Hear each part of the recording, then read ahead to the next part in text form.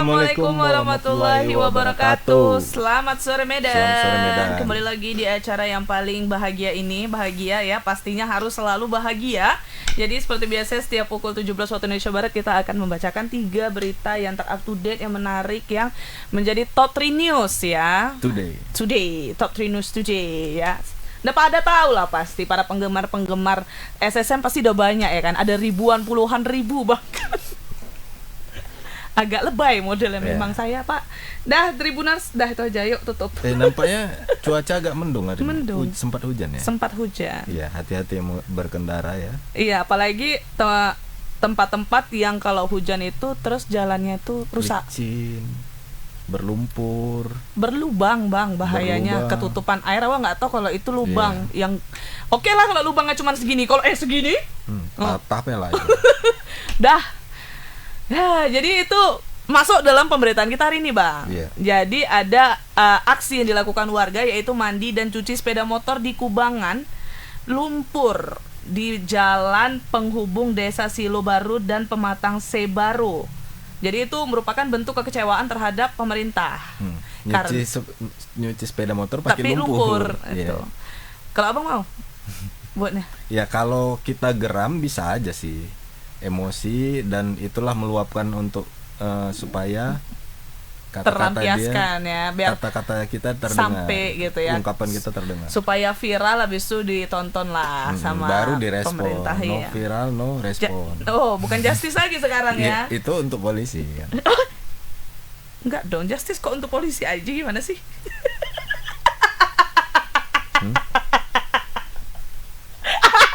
Tidak ada. Nah, jadi ini aksinya itu dilakukan warga pada hari Senin tanggal 21 Agustus 2023 Tribunars. Jadi dalam amatan Tribun Medan nih, jalan sepanjang 10 km rusak parah layaknya kubangan sapi. Bahkan nih sampai lubangnya itu selutut orang dewasa, Bang. Bayangin. Jadi itu jalan bukan udah nggak layak disebut jalan, jadi kayak tempat sawah lah kali ya. Kubangan kerbau lah. Jadi karena viral dan karena mereka melakukan aksi itu dan akhirnya viral, akhirnya terjawab lah katanya nih, ada jawaban nih dari pemerintah. Informasi yang dihimpun Tribun Medan ya, jalan penghubung desa ini telah dianggarkan dan masuk dalam program Gubernur Sumatera Utara Edi Rahmayadi perbaikan jalan 2,7 triliun rupiah. Banyak juga ya. Iya, masuk nggak jalan penghubung itu? Perbaikan itu sudah berjalan masing-masing. Nah ini kenapa lama sekali? Itu kalau desa kayak gitu berarti Pemprov ya Bang? Kalau dia bilang tadi termasuk dana Pemprov ya masuk lah. Pemprov ya. Tapi di Medan juga banyak sih, di kota Medan yang jalannya masih jelek juga. Contoh. Mana? Ada kemarin kok jelek kali jalannya, tapi aku lupa jalan apa namanya. Lupa Tribuners ya, daripada saya makin... Mana tahu kalian ada menjumpai jalan rusak di Medan, komen coba aja. Komen. Biar nanti kita bacain, biar viral. Ini alhamdulillah program yang gini tuh sering ditonton sama pihak pemerintah, kepolisian, TNI, karena takut diulas. Bukan takut diulas, takut tapi dikatain. mereka mau mendengarkan kritik dari membangun ya, masyarakat. supaya bisa membangun nih. Iya. Ini ada kritik dari masyarakat ini supaya bisa dilakukan tindakan perbaikan lah ya. Ya gitu. Jadi karena ini banyak yang nonton pihak-pihak seperti itu, mungkin Tribuners bisa langsung komen aja biar kita bacain daerah mana nih yang jalannya belum diperbaiki gitu. Oke, sebelum kita lanjut sama reporter kita saksikan dulu video berikut ini. Terus ya.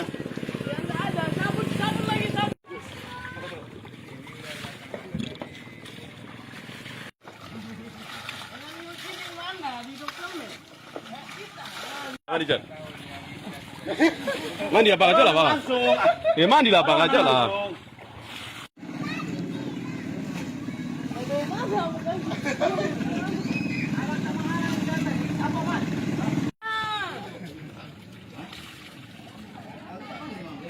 Mantap kali.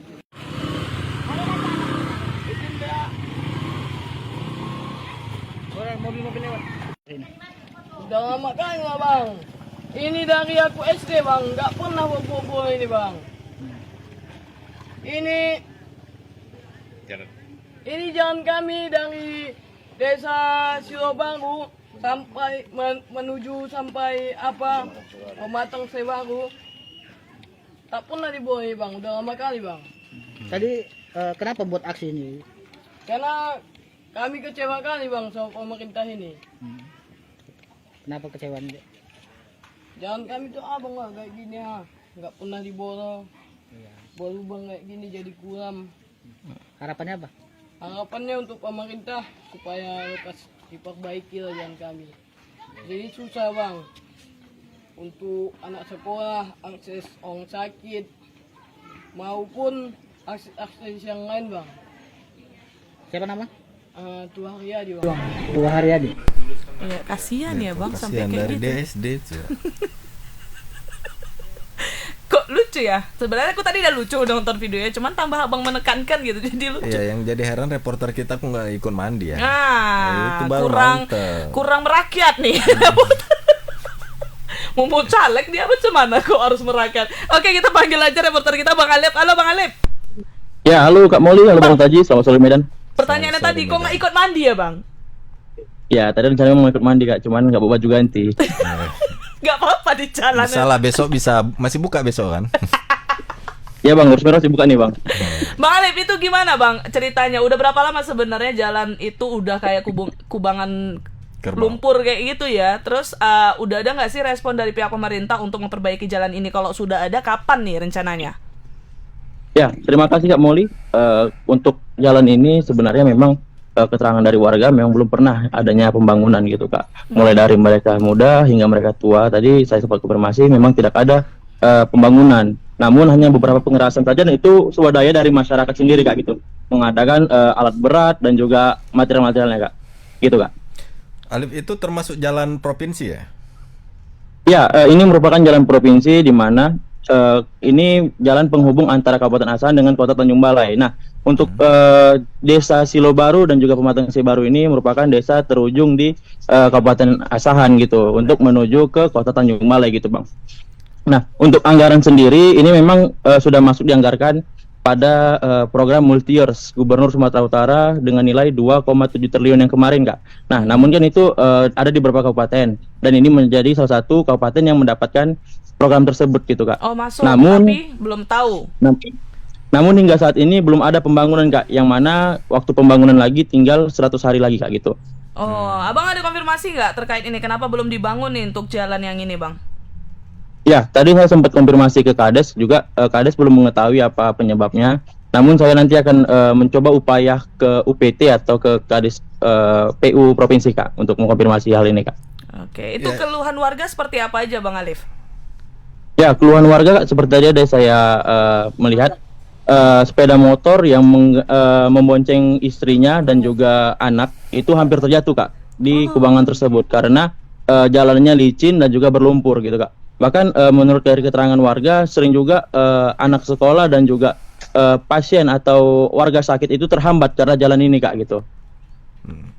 Alif, itu untuk jalan rusaknya sekitar berapa kilometer panjangnya? Ya, untuk jalan yang rusak itu, Bang, ada sekitar 7,5 kilometer, Bang. Namun yang belum beraspal ada sekitar 10 kilometer, Bang, gitu, Bang. Namun yang rusak parah diperkirakan 7,5 kilometer, Bang. Oh, ini menjadi perhatian juga ya, kenapa sampai sekarang belum ada pembangunan padahal udah ada dananya dan tinggal 100 hari lagi bahkan Iya. nih. Di masing-masing proyek itu kan sudah berjalan rata-rata. Nah, ini kok ketinggalan. Bisa dicari tahu nih mungkin ya, Bang, apa nih? Kenapa gitu? Kan kita penasaran nih. Ya, yang pasti nanti konfirmasi ke Kadis Provinsi ya, Alif, Kadis PU ya. Iya, Kak, cuman tadi saya sempat ada juga dapat kabar bahwasanya yang 7,5 itu akan dipotong, Kak, menjadi 5 kilometer. Namun hal tersebut belum dapat diketahui secara benar. Nanti saya akan coba konfirmasi ke kepala UPT ataupun Kadis PU Provinsi, Kak. Nah, gitu, itu Kak. makin gawat, dipotong pula lagi kabarnya. Kalau memang betul, why dipotong ya? Dengan notabene-nya warga itu udah bilang dari dia SD tuh, Bang, belum diperbaiki.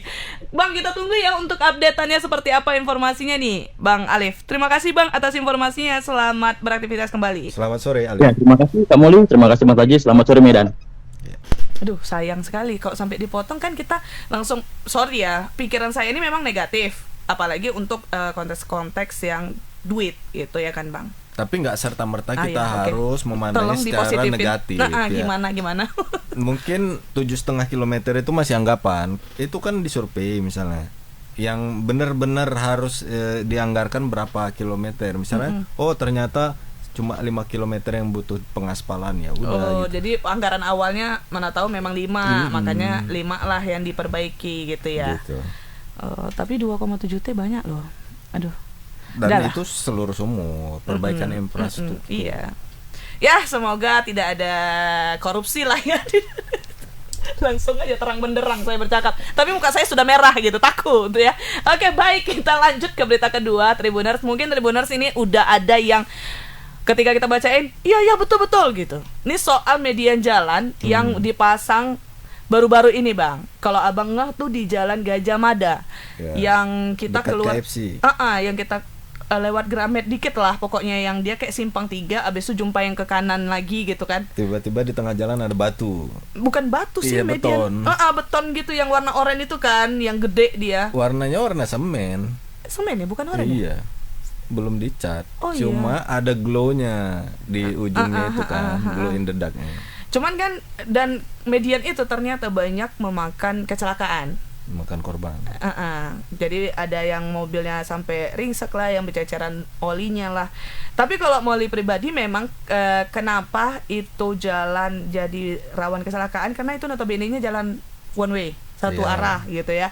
Habis itu dia lurus, otomatis orang kan ya Agak kencang. Iya, dan karena itulah tiba-tiba orang nggak sadar Terpelanjat. ketutupan gitu ya kan, Bang. Ketabrak lah gitu. Nah, tapi ini ada yang menarik, konfirmasi lah ke Bobby perihal hal ini. Terus kata Bobby, kita ini di jalan kota sudah ada batasan kecepatan, kenapa harus kencang-kencang? Iya juga. Iya gak sih? Salah dia juga berarti kalau sampai dia nabrak ringsek gitu. Kalau dia pelan pasti dia bisa menghindar. Tapi ada nggak aturannya untuk pembuatan median jalan? Itu Boleh nggak nggak seperti itu? Dia nggak tahu. Nah, ini harus ditanyakan ke pengamat sebenarnya. Boleh nggak seperti itu? Bapak sebagai tiba-tiba? pengamat jalan, Bang. Silakan, Pak. Seperti apa? Suka kali aku ya membebani Bang Tadli. Ya, ini Tribuners, ada videonya supaya kalian tahu median jalannya di mana. Mungkin kalian, ya di mana sih? Di mana sih? Ini dia.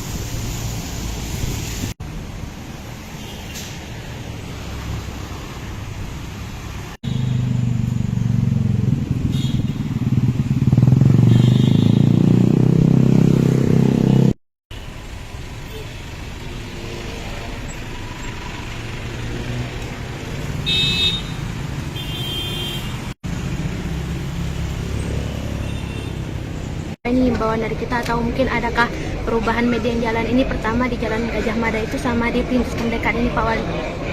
Yang pasti median jalan ini nanti yang kita fungsikan selain untuk membedakan arus, juga yang biasanya kita gunakan median jalan itu untuk mempercantik tataan kota. Jadi tentunya untuk masyarakat, median jalan yang hari ini kita ada di Kota Medan ini harus sama-sama kita jaga. Yang pasti dalam hal menjaga juga dalam pengendara, ini nggak usah kencang-kencang kali lah juga kalau dalam kota. Kita tahu dalam kota udah ada aturannya, batas kecepatannya. Nah ini mohon di Tuh, jangan ngebut-ngebut Tribuners himbauannya. Tapi memang itu buat nggak macet, Bang.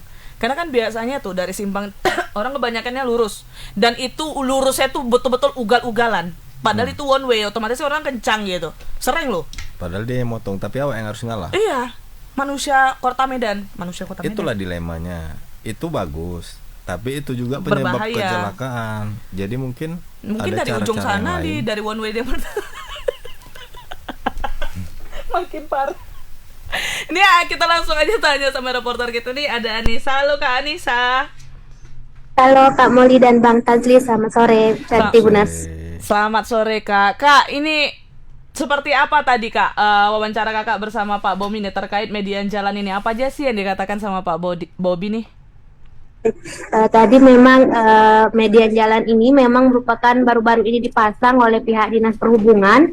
Namun memang yang dikeluhkan oleh warga itu pembatas jalannya itu hanya setengah, di mana untuk yang baru-baru ini kan belum ada tuh yang dipasang dicat di warna hitam atau warna biru. Jadi kalau kita jalan itu kelihatannya itu lurus gitu, walaupun ada tinggi mungkin berlubang atau apa kayak gitu. Apalagi di malam hari seperti itu.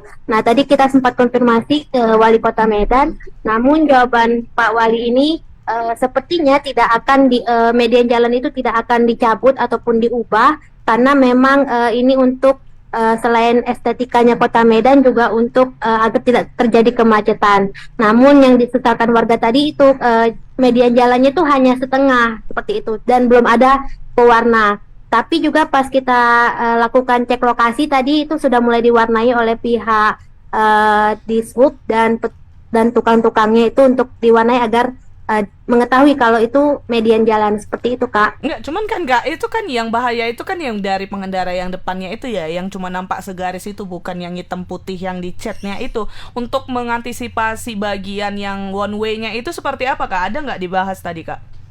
Ada tadi, makanya itu mungkin setelah ditanya itu langsung para petugas ini langsung mengechat, dan itu kalau tadi berdasarkan wawancara kita dengan petugas, yang bagian depan itu juga nanti akan dicat warna hitam dan putih seperti itu. Jadi kalau disenteri dengan lampu mobil itu akan nampak kalau itu median jalan seperti itu Kak.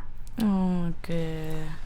Jadi ini untuk median jalan yang ditambahin ini cuma untuk di Jalan Gajah Mada ini aja Kak, atau ada beberapa jalan lain Kak Nisa? Sebenarnya kalau untuk median jalan ini ada rencana di setiap persimpangan yang mengakibatkan kemacetan, misal Jalan Perintis Kemerdekaan, Jalan Gajah Mada. Namun sejauh ini memang dua itu saja yang baru dipasang, karena memang berdasarkan laporan dari Dishub juga, di situ kalau sore hari itu macetnya luar biasa, karena memang mereka itu ada yang mau lurus, ada yang mau belok, nggak terarah seperti itu Kak. Anissa, memang sebelumnya itu protes warga itu ada kecelakaan seperti apa sebelumnya?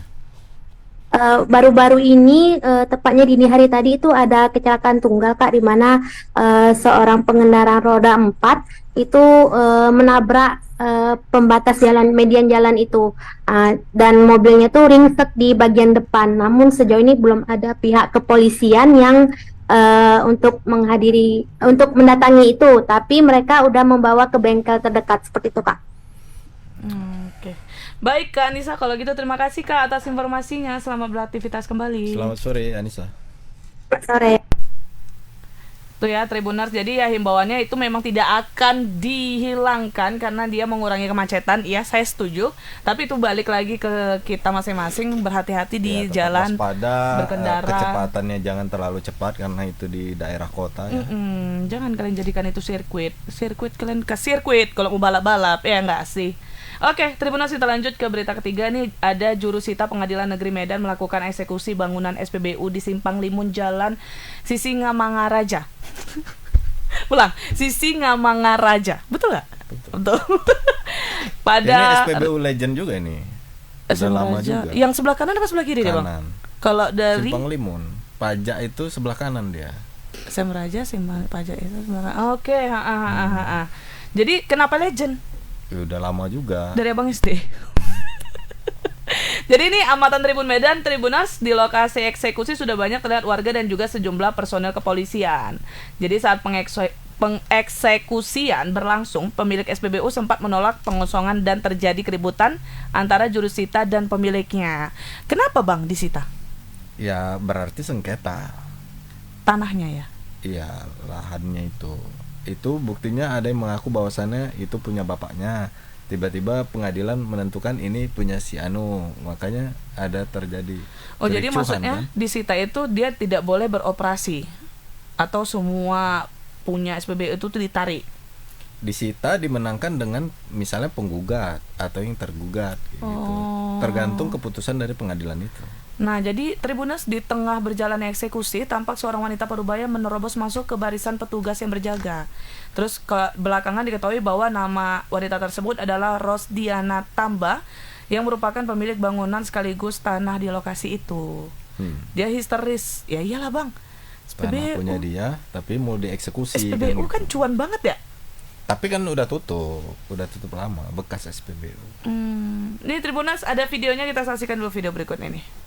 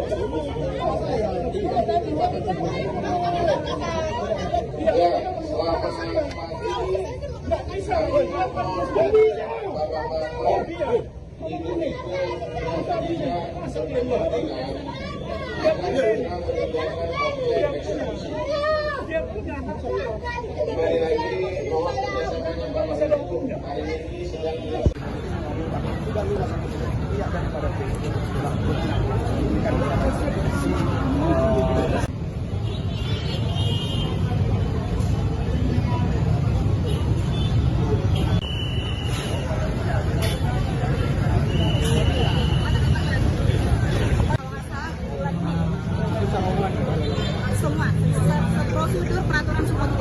Yang kata menangkan apa aja di sini? Tanah dan bangunan yang ada di atasnya, dispenser, pagar dan semuanya. Oke, Pak Topik. 5 orang anggotanya Pak Topik ya. Cepat kita.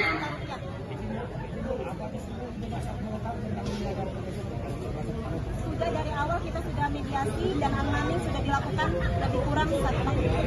Apakah sudah ada koordinasi sama Pertamina? Sudah. Dari BPN sudah? Sudah semua. BPN juga ikut terlibat dalam gugatan dia sebagai gugatan perlawanan. Dengan diucap apa? Tapi ya. Udah, saya tutup lagi hidupnya, udah hilang, udah bersihkan. Luasan dan jumlah nominal yang Ibu bayar untuk menangani 5.355 juta rupiah. Setor kemana? Setor ke negara. Ya. Penasaran nih, langsung aja kita panggil reporter kita, ada Alfian Syah. Halo Bang Pian. Ya, halo Malu dan Bang Fadli, selamat sore. Selamat sore. Bang, bisa diceritakan nih sebenarnya bagaimana kronologinya sampai ada eksekusi jurusita seperti ini, Bang Alfian Syah, silakan. Ya baik, Malu, Bang Fadli dan juga Tribuners. Ya memang tadi jurusita Pengadilan Negeri Medan itu melakukan eksekusi di kawasan Simpang Limun, itu tepatnya di bekas SPBU di Jalan Sesnya Mangaraja. Mana saat itu jurusita ini membawa puluhan personil dari Polrestabes Medan untuk melakukan pengamanan begitu, melakukan eksekusi. Nah, menurut pemilik dari bekas SPBU ini mengatakan bahwasannya awal mulanya ini dia itu meminjam uang di Bank Sumut dan menunggak begitu, dan utangnya itu ada sekitar 1 M lagi di Bank Sumut. Nah, kasus itu pun sudah berlanjut di pengadilan dan sudah ada putusannya dari pengadilan bahwasannya memang hak milik dari bekas SPBU itu diberikan kepada Bank Sumut begitu. Namun karena si pemilik awalnya ini tidak terima, dia pun mengajukan kasasi begitu ke Mahkamah Agung. Nah, saat ini memang karena penolakan itu bermula dari menurut pemilik awalnya ini SPBU ini masih dalam proses sengketa begitu, masih dilayangkan somasi dilayangkan ke Mahkamah Agung begitu untuk agar prosesnya itu dibanding begitu. Karena masih proses itu belum ada keputusan begitu, belum ada keputusan kasasi, sehingga dia itu tidak terima dan mengatakan bahwasannya lahan dia ini dan bangunannya ini sudah dilelang begitu oleh Bank Sumut dan dibeli oleh seseorang itu bernama Herman dengan harga sekitar 5 M begitu. Nah, dia pun tidak terima karena kan harganya itu 5 M dan hutangnya itu ada 1 M. Dia minta agar uangnya itu sisanya yang sekitar 4M itu diberikan kepada dia karena harga dari utangnya ini kan 1M begitu.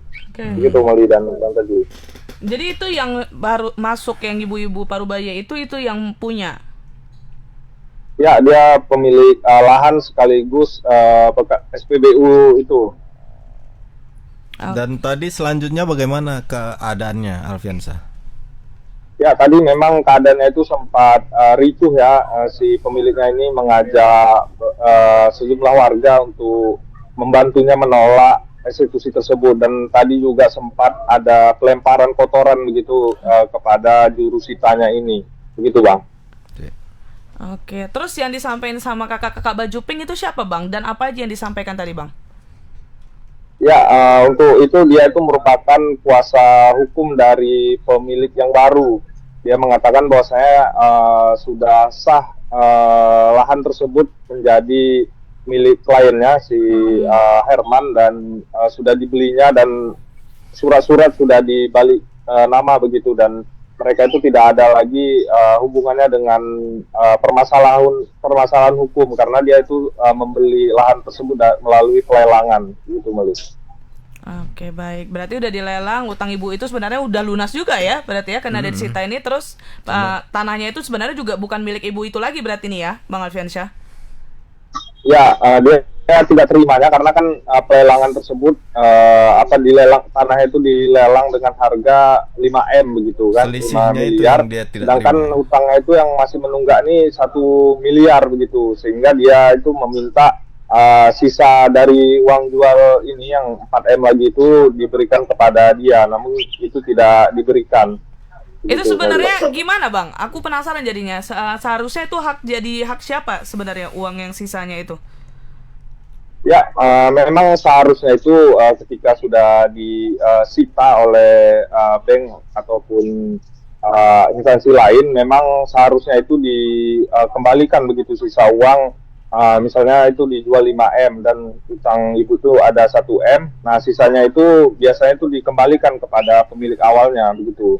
Nah, hal ini tidak diterima oleh si pemilik pertamanya ini, sehingga dia pun menolak hal tersebut dan akan melakukan proses hukum ke depannya begitu, Maru. Oke, baik Bang Alfiansyah. Terima kasih Bang atas informasinya, Bang Alfiansyah. Selamat beraktivitas kembali. Selamat sore, Alfiansyah. Ya, selamat sore Moli dan Bang Teguh. Itu gimana Bang, bisa menang nggak ibu tuh ya? Tergantung lah, tapi harusnya memang dikembalikan ketika selisihnya banyak sekali loh itu. Hanya hutangnya 1M tapi dijual dengan 5M kan ada 4M. Ya nggak salah ibu itu histeris ya. Mudah-mudahan ibu ini mendapat keadilan setelah proses hukum nanti. Ini baru pas no viral, no justice. Tuh, bukan ke polisi aja dia Bang, ya kan? Iya. Maksudnya penegak hukum. Iya. Takut sampai diklarifikasi. Baiklah, Tribuners, itu dia ya 3 berita kita hari ini, top 3 newsnya. Jadi tadi pertama ada soal aksi warga yang unjuk rasa karena jalannya itu sudah sangat parah, sudah hampir 10 tahun mungkin lah ya, kurang lebih 10 tahun. Dari SD lah pokoknya. Nah, dari SD lah pokoknya tidak pernah diperbaiki sehingga seperti kubangan lumpur. Terus berita kedua tadi soal median jalan yang baru dipasang yang ternyata mengakibatkan kecelakaan. Namun himbauan Bobby untuk berhati-hati ketika berkendara di jalan kota. Terus berita ketiga tadi barusan soal eksekusi lahan SPBU yang ada di Jalan SM Raja nih yang berakhir ricuh juga tuh ya. Karena adanya pihak yang merasa dirugikan. Iya, tidak mendapat keadilan. Ya semoga kepada pemilik pertamanya itu mendapat keadilan lah ya. Jangan sampai ada merasa dirugikan dan ada kecurangan dari penegak hukumnya nih, Tribuners. Kita doakan, kita bantu ya, mungkin Tribuners bisa bantu dengan viralin gitu ya, siapa-siapa aja yang terlibat. No viral no justice karena di zaman sekarang ini ya. Baiklah Tribuners, jangan lupa untuk kalian untuk selalu saksikan Selamat Sore Medan setiap hari Senin sampai Jumat pukul 17 waktu Indonesia Barat. Kalau kalian mau dapat informasi tentang berita-berita up to date kita bisa di mana aja Bang Tazli? Di media sosial kita Tribun Medan pokoknya. Nih di bawah sini. Terus portal media kita di www.medan.tribunnews.com. Thank you yang udah menyaksikan. Selamat sore Medan. Kalau gitu aku Molly. Aku Tajli. Dan kru yang bertugas pamit undur diri. Mohon maaf apabila salah kata atau ucapan. Assalamualaikum warahmatullahi wabarakatuh. Selamat sore Medan.